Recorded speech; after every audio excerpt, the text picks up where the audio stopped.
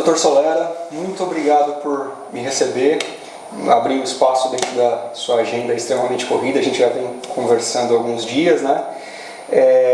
Há algum tempo, principalmente aí, vamos dizer, há um ano, os casos de doping eles têm ganhado um pouquinho mais de notoriedade.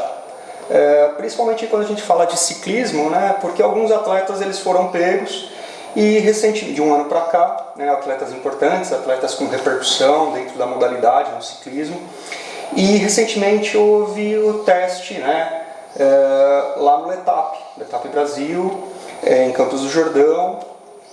Alguns atletas fugiram do controle antidoping, fugiram dos fiscais da ABCD.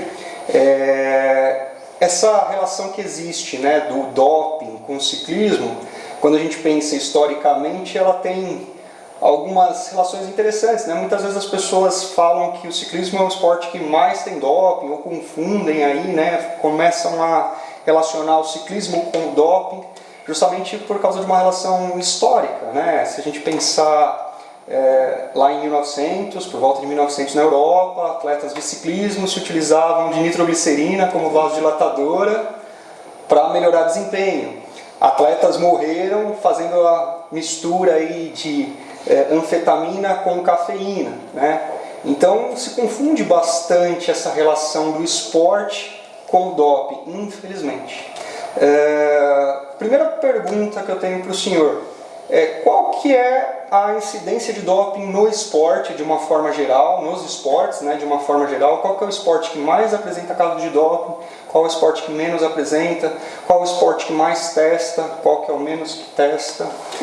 Então, eu aproveito para te agradecer essa oportunidade. Você sabe que a gente começa a falar sobre doping e antidoping. Eu, pessoalmente, quando começo a falar sobre isso, eu não paro de falar. Eu acho um assunto extremamente importante.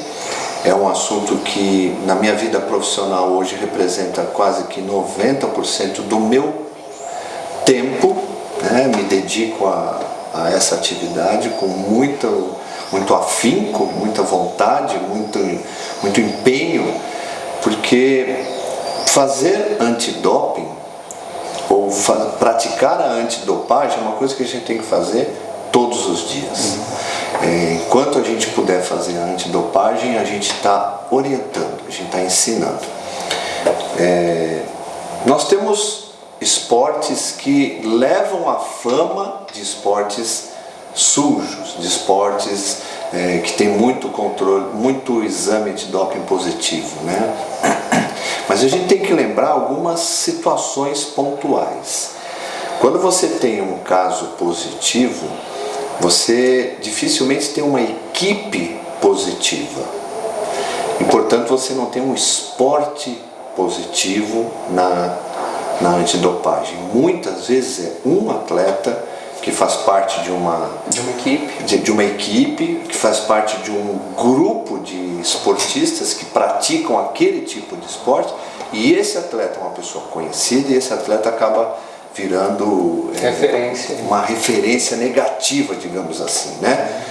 Ciclismo, eu tinha e tenho aqui todos os livros dele, inclusive. O Lance Armstrong para mim era um deus, né? Confesso que quando eu vi que ele ganhou 2 Ironmans com a diferença de uma semana e um deles era do Havaí, eu fiquei meio incomodado. Falei, nossa, esse cara tá voando, né? E eu tenho até uma pergunta depois, mais pra frente, sobre isso. Sim. Aí o que acontece? Aí surgiu, acabou ficando pública aquela história do Lance Armstrong. E aí é o ciclismo? Não, é o atleta. Né? Quem não se lembra do então falecido Maradona? É o esporte futebol que tem muita cocaína? Não, era um atleta, uma pessoa. Né? Então, se a gente for pensar de uma maneira racional, a gente tem que olhar todos os pontos, né? Olhar o todo para você chegar próximo de uma conclusão. E por que eu digo próximo? Porque nenhum de nós é dono da verdade em nada. Né? Por mais que você estude, por mais que você conheça aquele assunto, existe uma série de situações que fogem da nossa mão e aí fica um pouco obscuro. Claro, quem é especialista conhece um pouco mais daquela situação. Se a gente pegar números, e eu acho que a frase contra fatos não há argumentos, contra números também não há argumentos, né? Se a gente pegar números, a gente estava conversando aqui sobre essa tabelinha, depois você vai ter oportunidade de ver essa tabela ampliada aí, na hora que você estiver assistindo essa conversa nossa aqui, né? A gente vê que nos últimos 13 anos, o esporte que mais fez controle antidoping no mundo, não é Brasil, no mundo, é o futebol. O futebol testou mais atletas do que todas as outras competições, do que todos os outros esportes. Inequivocamente, o jogador de futebol, e aí sim, especificamente brasileiro, é o atleta mais testado do planeta. Se você pensar que existem controles antidoping nos campeonatos da CBF, brasileiro, Brasileirão, Copa do Brasil, se você pensar que existem campeonatos antidoping nos regionais, Campeonato Paulista, Carioca, Mineiro, Gaúcho e assim por diante. Se você pensar que existe controle antidoping nos torneios da Conmebol, Libertadores e Sul-Americana, todos os dias praticamente os atletas jogam essas competições, todos os dias praticamente eles têm controle antidoping. Então no Brasil, o jogador de futebol brasileiro é o que mais é testado, né? E aí a gente vai ver os resultados positivos do futebol como um todo, no mundo do esporte. É o esporte que menos teve caso positivo. 0,5% dos atletas positivos no mundo do esporte é do futebol. Então você fala, poxa, o esporte que mais testou teve o menor índice de positividade. Bacana, né? Aí você vai pegar o esporte que teve mais casos positivos, levantamento de peso. Então o levantamento de peso nos últimos 13 anos é o esporte. E aí volta aquela ideia nossa de novo, né? Então o levantamento de peso é um esporte sujo, eu não vou querer que meu filho pratique, não é isso? Não estamos falando aqui que o levantamento de peso é um esporte sujo, não, nós estamos falando que os atletas que participaram das competições nos últimos 13 anos do levantamento de peso usaram substância proibida. Mas isso não significa que toda a comunidade que pratica esse tipo de esporte utiliza. Eu conheço muita gente que não utiliza. Eu tenho trabalhado com um pessoal muito bacana que é o Natural Bodybuilding. O Natural Bodybuilding, eles fazem testes e eles não se utilizam de nada. E eles enfrentam um problema enorme, porque há uma ideia que o bodybuilding precisa, o cara precisa do anabolizante, precisa do diurético, precisa de algum tipo de substância para obter um resultado. E o Natural Bodybuilding, através do Marcelo, está mostrando para a comunidade esportiva do mundo, porque já criou isso uma comunidade mundial, que não precisa, que dá para praticar esporte e ter resultados tão satisfatórios quanto os não naturais bodybuilding. E essa relação, né, de fator educacional dentro do esporte, o senhor acabou de citar, ela é bem legal, bem interessante, porque mostra que, ok, existe um número grande de resultados analíticos adversos aí para a modalidade, mas existem pessoas sérias que promovem o esporte de forma séria dentro da modalidade para mostrar que não é esse o caminho, existe um caminho sério de responsabilidade aí com os atletas, porque muitas vezes as pessoas pensam no uso de substâncias para ganhar o desempenho por uma relação de curto prazo, né? Sim. Mas esquece da saúde a longo prazo. Se a gente pensar que existe uma plataforma que precisa ser sólida na prática do esporte, tem 3 pontos de fixação: a igualdade, a saúde e a ética. Eu sou médico, eu trabalho na igualdade da competição, na saúde dos atletas daquela competição e na ética do esporte. Então, se você trabalhar sobre essa plataforma, você vai ver que não há como você pensar num melhor resultado se você não pensar na saúde daquela pessoa. Então, é claro, você pode muito bem ter melhores resultados usando uma série de substâncias. Você mesmo deu o exemplo da estricnina, né? O Thomas Hicks, lá em 1901, usou estricnina numa prova, numa maratona. Ele misturou gema de ovo, conhaque e estricnina. Ele quase chegou aos cambaleando. Isso é um texto muito conhecido por quem atua nessa área de antidopagem. E o que aconteceu? Mexeu ali com a saúde dele, mas ele ganhou a maratona, né, de St. Louis. Ele foi o segundo colocado. O primeiro foi o Thomas Lors, que na verdade ele pegou uma carona e burlou, né, chegou no estádio através de uma carona do treinador dele. E o segundo colocado foi ele, o Thomas Hicks, e ele acabou tendo um problema de saúde sério, nunca mais conseguiu competir, esse tipo de coisa. Então a gente tem que pensar, sem dúvida nenhuma, na saúde, antes de mais nada. Nosso corpo tem limites, o meu, o seu, todos nós temos os nossos limites. Ah, mas o que faz a diferença de um atleta para outro? Claro, é a habilidade, né? Então você teve, vamos pensar, eu estava montando uma aula aqui, eu estava colocando uma foto até do Pelé. Vamos pensar no Pelé, gênio, espetáculo, claro que foi. Ele tinha o dom de praticar o futebol. Por que o Pelé não foi um tenista?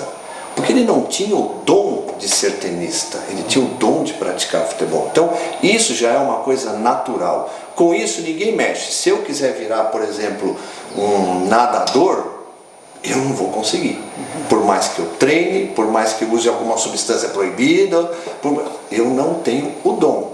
Mas digamos que você tem uma população de pessoas que sabem praticar rugby, que sabem praticar vôlei, que são bons jogadores de vôlei. Ali sim é o problema. A saúde deles é coisa nossa. Nós médicos temos que cuidar da saúde dessas pessoas. E além disso, nós temos que cuidar da ética do esporte. E além disso, nós temos que cuidar que a competição seja igual. Aí vem o controle antidoping para fazer isso. Nessa relação de saúde, nessa relação de ética, atualmente vem crescido bastante o uso de substâncias com fim terapêutico, né, hormonal, para a chamada reposição hormonal. Isso é bacana. E aí quando a gente pensa em reposição hormonal, muitas vezes, você como médico vai poder falar muito melhor do que eu, existe lá o valor mínimo, o valor máximo, e às vezes, indiferente da idade, alguns profissionais, infelizmente, no meu ponto de vista, o senhor vai colocar o seu ponto de vista, por olhar no valor mínimo ou próximo do mínimo, coloca como se tivesse que fazer uma reposição hormonal. Quando a gente pensa em reposição hormonal fisiologicamente, ela está relacionada com alterações de eixo endócrino, com, por exemplo, hipogonadismo, que são alterações clínicas importantes, sérias. Doenças, né?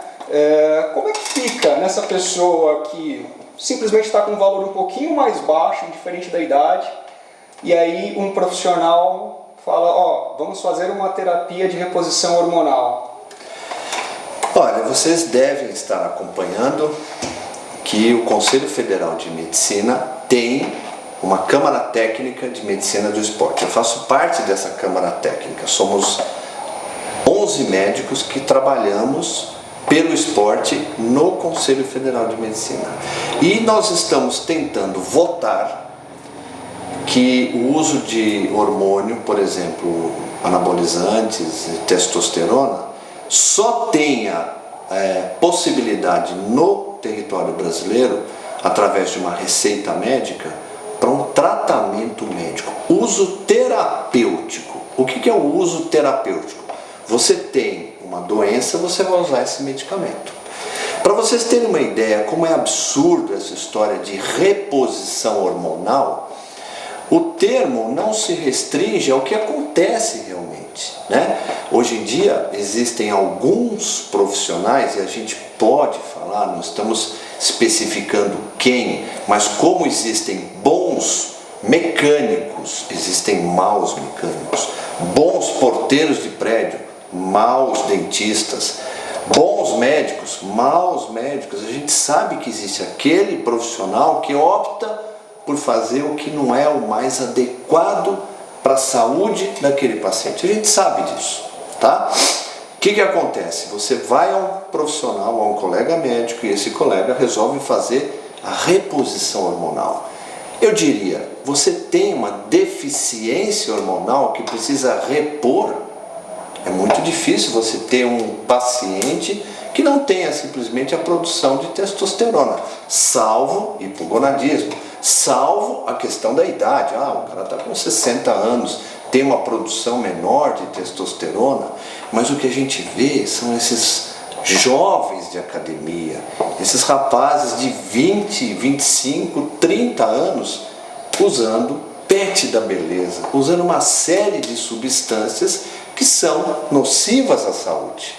A gente tem que entender que quando você usa uma substância exógena, você está colocando alguma coisa de fora dentro do seu corpo, a glândula que produz essa substância, ela vai ler que não precisa produzir naquele momento. E como se usa uma quantidade muito alta, e todos os dias, ou uma vez por semana, que dura uma semana aquele medicamento, a glândula ela vai lendo cada vez mais que ela precisa trabalhar menos. E ela vai trabalhando menos, trabalhando menos, trabalhando menos. Chega um momento que a glândula não sabe mais como reproduzir. E se você tirar aquele hormônio exógeno, ela não produz mais.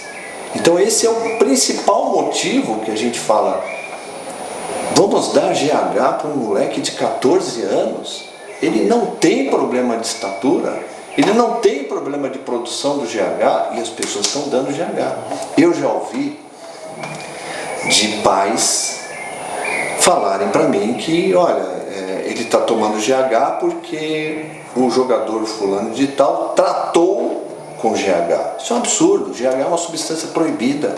A gente pega GH, a gente busca GH no controle antidoping. E hoje a gente está fazendo controle antidoping em todo mundo, praticamente. Então é muito complicado essa história de hormônio, é muito complicado essa questão de PET da beleza, é muito complicado esse tipo de tratamento, porque isso não é um tratamento. Tratamento médico é para quem está doente. E aí clinicamente precisa daquele tratamento. O senhor falou um ponto aqui que já era até a próxima pergunta, né? Os testes para todo mundo. Então muitas vezes as pessoas relacionam assim, vai se fazer o teste no atleta profissional. O atleta profissional fez o teste, foi pego por um resultado analítico adverso, sofre uma sanção. E o amador? O amador não se faz o teste. Na verdade, muito pelo contrário. O teste se fazia, vírgula, é para todos. Exatamente. A ABCD, que é a Autoridade Brasileira de Controle de Dopagem, aqui no Brasil, ela está ampliando o leque dela. A gente sabe que ela está ampliando o leque dela. E com uma pertinência, porque nós estamos falando performance, sim, performance. Nós temos ali um atleta profissional, um atleta que pontua, um atleta que vai para uma Olimpíada, enfim, é o avião. Mesmo um atleta que não é um atleta olímpico ou profissional, mas que existe uma repercussão dentro do esporte, né? Ele representa aquela modalidade. Na comunidade, né? Hoje, se você pegar os Instagram da vida aí, o cara tem 7 milhões de seguidores. Sim. O que esse cara faz, 7 milhões de seguidores provavelmente o imitem. Sim. Então, hoje, essa abrangência aí da ABCD é importantíssima, porque nós estamos falando, nesse caso, não tanto de performance, mas de saúde, de ética, né? Então, eu acho que é muito importante que a ABCD possa continuar fazendo isso. Mas é aquilo que a gente estava comentando aqui, né? Então vamos fazer exame em todo mundo, toda hora, o Brasil inteiro. Gente, o Brasil é um continente. Nós temos dimensões continentais. A gente tem clima diferente no mesmo país. Então, quando a gente se baseia numa Alemanha, meu Deus do céu, a Alemanha é do tamanho de Minas Gerais. Quando a gente se baseia na Suíça, países menores é mais fácil de administrar. Agora nós somos um continente. Imagina sangue. Nós temos laboratório no Rio de Janeiro, um ótimo laboratório, professor Henrique. Eu tenho que levar uma amostra de sangue, que eu estou pesquisando GH, por exemplo, né, EPO, eu tenho que trazer essa amostra de Manaus para o Rio de Janeiro. Tem todo um critério técnico de cuidado. Como carrego essa amostra, como que eu cuido dessa amostra, como eu entrego essa amostra e quanto tempo eu demoro para levar essa amostra até o laboratório. Esses fatores, tecnicamente falando, podem às vezes inviabilizar uma análise, né, uma leitura, exatamente. E aí a gente pensa numa outra situação. Eu tenho que ter oficial de controle de doping no Brasil inteiro. Aí eu tenho uma competição que vai ser Mato Grosso, no interior do Mato Grosso. Eu tenho que ter uma equipe de antidoping lá, preparada, capacitada. Então a gente às vezes cobra, mas então, vamos entender, a gente está melhorando. Esse ano a gente está melhor que o ano passado? Sim, estamos. O ano que vem nós vamos estar melhor que esse ano? Muito provavelmente. E assim a gente vai indo e nós vamos chegar num momento onde a gente vai zerar. Eu falo para todo mundo, um dia que eu zerar a estatística do futebol, por exemplo, eu posso parar de fazer exame antidoping. E aí, muitas vezes, em palestras, um cara lá no fundo levanta a mão e fala: pera lá, o senhor falou que o futebol equivale a 0,3% esse ano de positividade? Só isso? Só?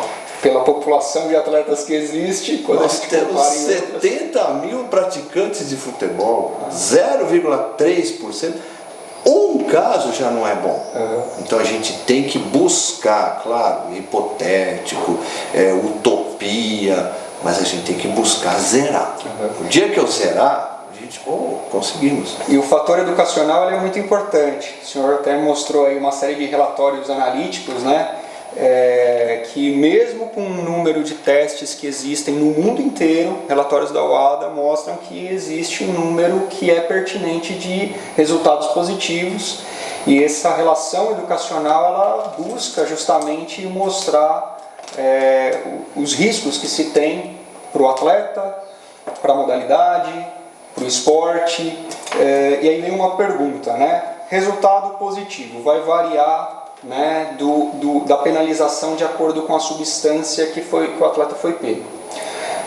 Esse atleta ele é pego, ele sofre a sanção, ele sofre lá a punição dele. Como fica pro atleta, né, para esse atleta, durante esse tempo de punição, de penalização, que lógico vai variar de acordo com a substância em relação ao esporte? Como fica a relação dele para esportes competitivos, como fica a relação dele para empresas, como fica o vínculo dessas empresas com esses atletas? Essas empresas elas podem mostrar esse atleta dentro do esporte, não podem? Treinadores podem estar associados com esse atleta ou não? Assessorias, empresas que envolvem esse rendimento? Então, existem 11 violações possíveis à regra antidoping. A número 1 é a mais fácil, a presença de uma substância proibida na urina daquele atleta. Mas existe a associação proibida. Quando a gente pensa que o atleta que foi flagrado com uma substância, esse atleta vai ser punido por quanto tempo? Na verdade, hoje a gente pode dizer que nós subimos um patamar, um degrau. O direito desportivo hoje subiu um degrau com relação a quanto tempo esse atleta vai ficar inelegível. Antes era só assim, grupo de substâncias farmacológicas, né? Apareceu uma substância não especificada, e esse termo é chatinho, não tem uma definição boa, mas para você entender, não especificado, uma substância que jamais podia estar na sua urina, anabolizante. Não tem um motivo de ter um anabolizante na urina de um atleta. Então, uma não especificada antes era tido como essa é a pior, 4 anos e tralalá. Mas hoje existe uma visão mais técnica, mais profunda, eu diria. A substância é um valor importante, claro. o grau de culpa do atleta, ele é medido e é testado e é averiguado ali no tribunal. E a intencionalidade, porque existe o doping involuntário. Se a gente for pensar bem, existe o doping involuntário? Existe, claro. Mas como? Suplementos contaminados. Um exemplo é a contaminação de suplementos. Aí você fala, pô, mas todo mundo sabe já, pega aqui no Google, todo mundo sabe que existe uma relação muito grande de contaminação de suplementos. Tudo bem, mas então não vai se usar suplemento nunca? Não é bem assim. Então existe o grau de culpa. Não, o atleta fez o quê? Ele comprou um suplemento, ele foi numa loja física, pediu uma nota fiscal no nome dele, ele pagou aquele suplemento e falou, eu vou levar este pote do lote número tal e eu quero um igualzinho do mesmo lote. Eu vou guardar esse fechado, porque se der positivo aqui, eu tenho um fechado, eu me defendo. Então, o tribunal entende o quê? Pera lá, esse camarada foi cuidadoso, esse camarada gastou um pouco a mais de dinheiro pensando num possível risco que ele não tem controle. Exatamente, que ele não tem o controle de 100% daquilo. Até porque os testes para análise de produtos contaminados é difícil. São proibidos. Só durante na vigência, o ADA proíbe, só na vigência de um processo positivo. Entendeu? Então o que acontece? O tribunal hoje está perfeito, o tribunal trabalhando muito bem, muito especializado, né? O tribunal faz o quê? Ele avalia o grau de culpa do atleta. Ah, foi um cara que comprou, não queria saber, usou, não se preocupou, não trocou, botou a foto dele lá no Instagram, fez uma propagandinha lá e o cara mandou um monte para ele. Ele foi negligente, ele foi omisso, ele foi... Enfim. Então hoje a gente consegue chegar muito próximo da verdade, apesar dos atletas terem ótimos advogados. Pô, tem um monte aí, só fera, né, nessa área aí. Quem resolve trabalhar com antidoping ou com doping, o cara tem que conhecer o assunto.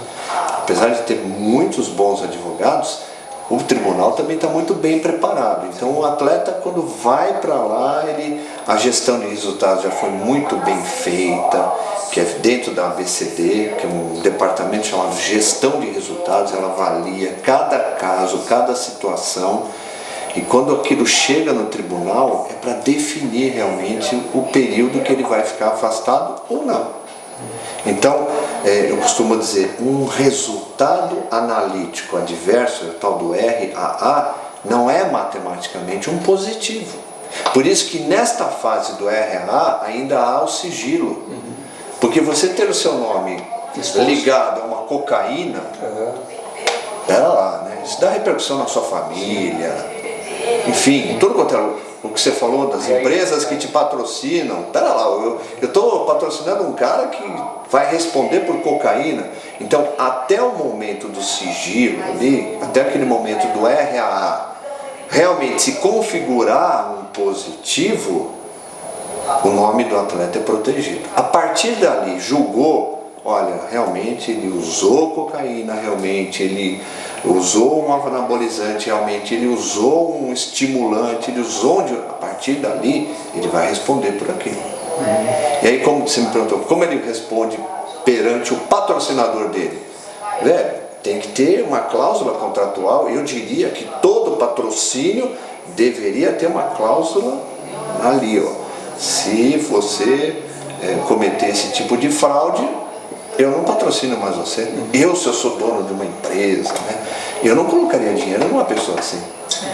É diferente de você largar a mão de uma pessoa que é um dependente químico, que foi o que a UADA entendeu para aquela lista com 4 substâncias, que é a lista de usos e abuso, né? Substâncias de abuso que a gente chama, que é cocaína, é a maconha, o THC, que é a heroína e o êxtase. Essas drogas, nós médicos sabemos que existe a possibilidade de uma pessoa ser dependente químico daquilo. Ela é doente, ela precisa de um tratamento. Então esse atleta, se você pega ele e fala 4 anos longe do clube, você não pode treinar. Longe do clube, você não pode fazer tratamento médico. Longe de ir na festa dos seus amigos, você provavelmente está empurrando esse atleta para o buraco. Então existe uma relação social aí muito importante, né? Porque a ABCD ela também se preocupa com isso, né? Que é justamente não levar um problema pior para o atleta de saúde. Então não é simplesmente punir, penalizar um atleta, mas sim também entender o que está acontecendo naquele contexto daquele atleta. Exatamente. Tudo é uma questão de ou você vai largar ou você vai identificar o problema e vai cuidar do problema, né? E quando a gente diz cuidar, a gente não está falando em passar a mão na cabeça, olha, fica tranquilo, isso não é nada. Não, ele vai ter que assumir as responsabilidades. E faz parte do Código Mundial que no programa educacional, que toda comissão de doping tem que ter um programa educacional, que no programa educacional participem atletas que estão cumprindo algum tipo de sanção, ou atletas que já cumpriram algum tipo de sanção. Por quê? Como exemplo, né? Para mostrar que dá para você, se você tropeçou eventualmente no uso de uma fraude, de alguma coisa ligada a doping, que dá para você voltar para o lado de cá e não simplesmente largar a mão. Perfeito. Quando a gente pensa nessa relação de penalização, o atleta ele sofreu a sanção, ele está relacionado ao esporte, estou olhando ali, né, para não ficar nenhum subentendido aqui, atletismo. Sim. E de repente ele foi penalizado no atletismo, foi pego no atletismo, não pode mais competir no atletismo, mas de repente você ou se observa posts desta pessoa competindo no ciclismo, em provas que são amadoras, por exemplo. Qual que é a visão da ABCD sobre isso? Pode, não pode, apesar de ser um pouco redundante essa pergunta, mas qual que seria a visão? Então, eu não sei qual seria a posição da ABCD por opinião. Eu sei da posição da ABCD, que é a posição da WADA, que é a posição de uma nado brasileira, né? A nado brasileira. O atleta está sancionado no basquete. Ele não pode jogar vôlei, ele não pode correr, ele não pode pedalar. Competitivamente, né? Competitivamente, claro. Ele pode jogar vôlei na casa dele, com os amigos dele, mas ele não pode, ele está sancionado para o esporte, né? Então, essa é uma lei que deve ser observada. É uma pergunta um pouco redundante, mas que às vezes acontece aí no ambiente de rede social a gente observar algumas relações desse tipo, por isso que acho que é importante também deixar claro essa relação de posicionamento, que quando um atleta é sancionado, ele é sancionado não só para aquela modalidade, mas para outras modalidades competitivamente. Se esse atleta está sancionado competitivamente e ele vai para uma outra modalidade de uma prova amadora, né, e houver alguma denúncia, como fica para a relação desta prova amadora? Então, olha só, vamos pensar como Confederação Brasileira de Ciclismo. Eu garanto a vocês que nenhum atleta que está sancionado ou suspenso preventivamente, porque o atleta pode estar num processo de investigação, mas não suspenso preventivamente. Esse atleta ainda tem o direito de competir. Mas a partir do momento que a ABCD colocou o nome dele na lista de suspenso, na Confederação Brasileira de Ciclismo, nas provas chanceladas pela Confederação Brasileira de Ciclismo, ele não vai competir. Jamais vai competir. Quem estaria cometendo o erro? A Confederação. E no caso ginástica, no caso rugby, no caso voleibol, futebol, o atleta sancionado ele não participa de nenhuma prova oficial. Agora, digamos que lá em Pirapora do Bom Jesus, não sei nem se existe isso daí, alguém resolva fazer uma prova e abra inscrições. Este atleta sancionado vai lá e se inscreve. É uma prova particular, é uma prova entre amigos, ou entre conhecidos, ou entre praticantes do ciclismo, mas que não representa uma confederação, uma federação, não tem nada a ver com uma chancela maior, oficial, digamos assim. Eu ciclismo ou judô ou ginásio, eu posso ir lá e falar, não deixe esse cara competir? Não posso, né? Quem é o dono da prova é um patrocinador, é um cara que tem um patrocínio, é um cara que idealizou aquela prova das montanhas não sei da onde. Ele idealizou aquilo, ele vai competir, as pessoas que vão competir ali vão competir, né?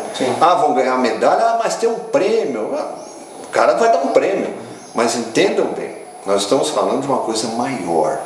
Quando a gente fala do ciclismo, às vezes fica difícil entender. Aí eu sempre pego o exemplo do futebol. Aí eu falo, pera lá, a gente sabe que tem jogos oficiais no Pacaembu, no campo do Corinthians, no campo do São Paulo, lá no Vasco, lá no Maracanã, na Bahia, enfim, existem, todo mundo sabe onde tem um jogo oficial. Imagine os senhores, um atleta que foi pego no exame antidoping do ciclismo, mas ele sempre jogou futebol muito bem. Ele está sancionado pelo ciclismo há 4 anos. Aí ele vai se inscrever no time X e vai participar do campeonato da CBF? Não, esse cara não vai entrar. Na hora que bater o nome dele lá, vai falar, mas quem é esse cara? É uma competição oficial. Vamos pensar no judô. O que é esse cara nessa prova? Campeonato Brasileiro de Judô. Esse cara não é. Ou ele está sancionado, ele veio de outro esporte. Então, as coisas não são assim, né? A gente tem que entender que uma coisa é o esporte entre aspas, né, profissional, outra coisa é o esporte amador. Eu não gostaria, se eu fosse dono de uma prova, eu estou aqui em Santana, né? Agora nós estamos fazendo essa entrevista aqui em Santana, eu idealizei uma prova, Santana, Horto Florestal e Avenida Engenheiro Caetano Álvares, nós vamos fazer uma prova nesse circuito. Aí vem um cara que fala, esse cara aqui foi pego com maconha, não sei aonde, foi pego com cocaína, foi pego com anabolizante. Pô, se inscreve aí. Porque eu sou da comissão antidoping, eu sou médico, eu falaria, eu não quero esse cara inscrito na minha prova. Mas não é todo mundo que pensa assim. Exatamente, aí esse é exatamente o sentido da pergunta e o senhor já chegou a esclarecer o ponto que é de importância aí, né? Então quando se fala de provas oficiais, existe toda essa relação de informação. Quando se fala de provas por empresa, acaba entrando na relação de como essas provas objetivam essa demonstração. Se às vezes é uma relação de uma prova que não vai ter uma grande repercussão oficialmente, ou que não tem uma grande relação de patrocínio, ou que não tem um efeito oficial, né, maior, juridicamente, se a gente pensar então, não tem o porquê proibir esse atleta. Pensa comigo, esquece a prova de corrida mais conhecida aqui do Brasil, que é a São Silvestre.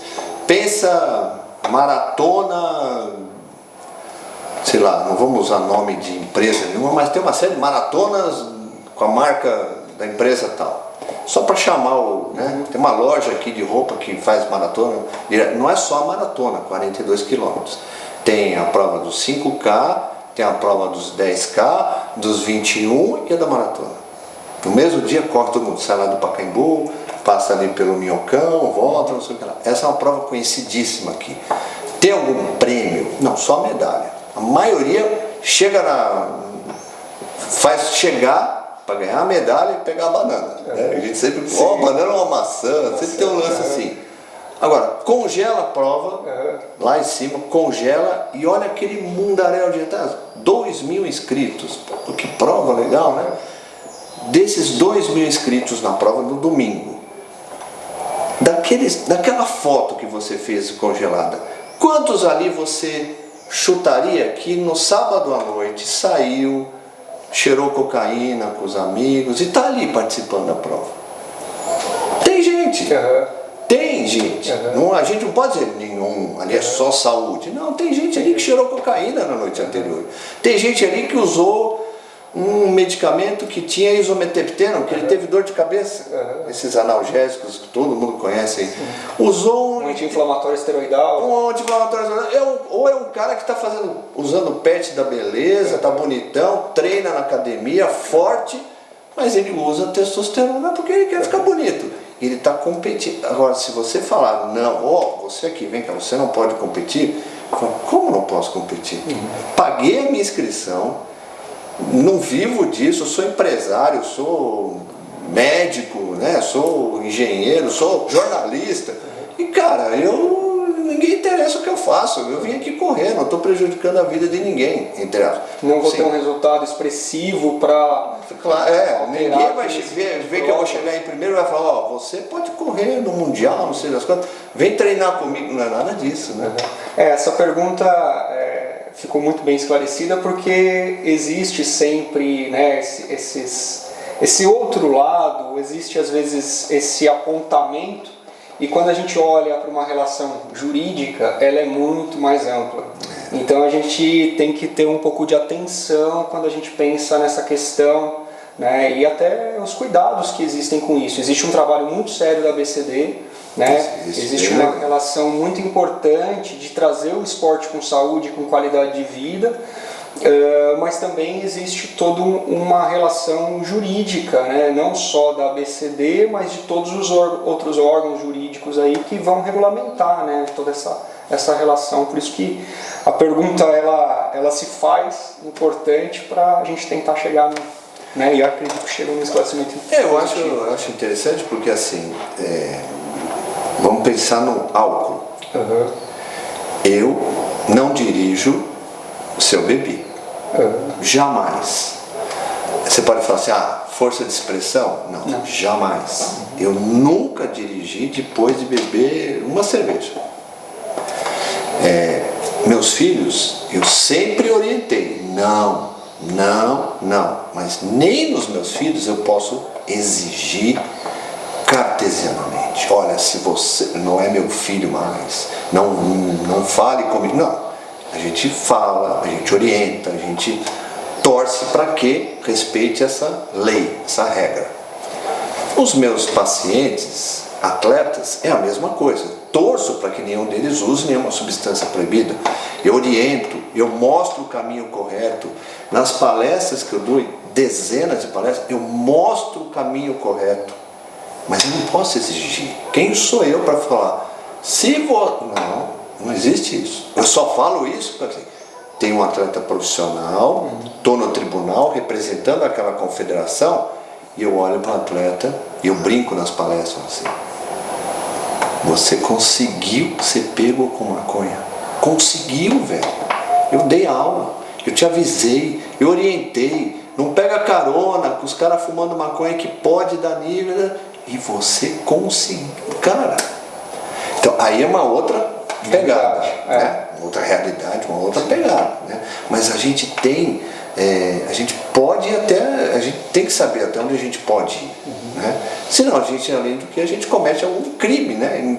Para que a pessoa não cometa, a gente está cometendo crime, eu vou proibir, vou prender você, isso não existe, né? Perfeito. Uma última pergunta. O que na visão do senhor, na visão de todos que acredito que o senhor possa estar representando aí, que trabalham com a comissão, o que poderia estar melhorando, o que seria interessante para aumentar o número de testes, o que seria interessante para evitar que mais casos aconteçam? Eu acho que o que tem acontecido nas confederações é um apoio muito grande que o COB tem dado. O Comitê Olímpico Brasileiro está espetacular nesse aspecto que é a minha área de atuação, eu diria. Não eu, o COB, né, mas eu tenho lá um colega que é o Christian, baita médico, trabalha muito com essa parte educacional. E o que eu tenho percebido?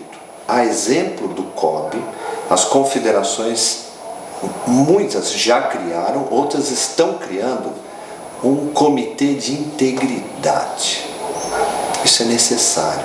Para todos nós, a gente sabe que o compliance foi necessário. De repente, todo mundo fala de compliance, né? E as empresas falando de compliance e comentando sobre compliance. E os compliance. Chegou, compliance está no nosso meio. Qualquer um de nós aqui em casa Eu vou em tal mercado, eu vou naquele, eu vou com a camisa do meu time de coração, se alguém me fotografa, eu vou fazer o controle de doping no domingo. Compliance, evitar conflito de interesse. Todos nós fazemos isso. Então, as confederações estão fazendo o quê? Criando esse grupo de integridade. E é interessante porque não é só doping ou antidoping. É manipulação de resultados, é assédio, é assédio moral, assédio sexual. Então, esses comitês de integridade, eles estão fomentando que as confederações tenham patrocínio, porque quem põe dinheiro, nós precisamos de dinheiro, o esporte precisa de dinheiro, claro que precisa. Quem paga um controle de antidoping? Quem paga uma investigação de manipulação de resultados? Alguém tem que pagar, tem um profissional que vai receber para fazer aquilo. Ninguém faz isso porque, ou só porque gosta. Claro, tem uma série de confederações que não pagam, porque não tem o recurso para aquilo. Mas o dia que tiver, vai pagar. Né? Isso é uma questão de tempo. Então eu diria para você que, inequivocamente, os grupos de investigação, esses grupos que estão trabalhando com todas essas frentes, está alavancando o antidoping, está alavancando a questão do evitar manipulação de resultados, está alavancando a evitar essa coisa de assédio, de racismo, enfim. Isso tudo é uma coisa que anda junto. E esse grupo, andando junto, a gente percebe que o futuro vai ser bem melhor do que é hoje. Eu acho que esse é o caminho. E todos esses grupos trabalham muito com uma questão chamada educação. Hoje a gente tem o computador. Eu entro aqui e falo para o Brasil inteiro. Falo para a América do Sul inteira. Falo para o mundo todo através de uma live. Através de um grupo que a gente monta, né? Hoje todo mundo aprendeu, montamos uma salinha aí, puf, disparamos, estamos dando aula. Então o que antes, até antes da pandemia, né, eu viajava 3 vezes na semana, hoje viajo uma vez, 2 por mês, porque hoje a gente usa isso aqui. Então a gente chega mais barato em muita gente com as palestras. Né? Agora você pode me dizer, mas uma palestra não vai mudar a pessoa que está intencionada a fazer alguma coisa. Não, não vai, realmente não vai.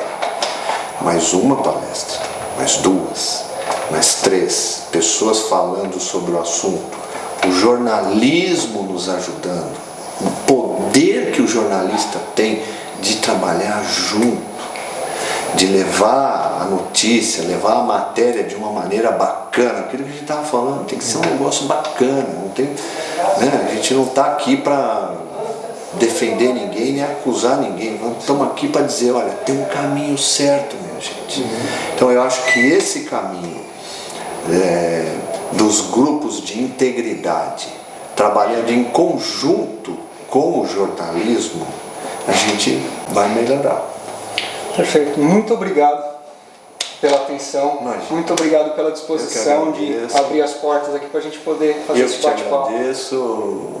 Você está, né, o pessoal deve saber, nós estamos aqui no meu escritório, na minha casa, aqui é onde eu passo a maior parte do meu tempo estudando, lendo, fazendo aula, montando aula, dando aula, enfim, é um trabalho muito gostoso de fazer.